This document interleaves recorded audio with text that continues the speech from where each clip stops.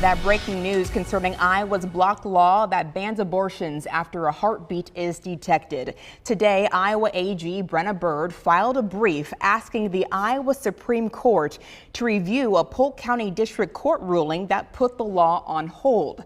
The High Court agreed to hear the case. Last July, Governor Kim Reynolds signed a law restricting abortions before a doctor can detect a fetus's heartbeat. That's usually after 6 weeks before many women even know they're pregnant. In response to the filing, Governor Reynolds released a statement. She said it's time for the fetal heartbeat law to be upheld once and for all. She says the injunction has led to innocent deaths of children and needs to end.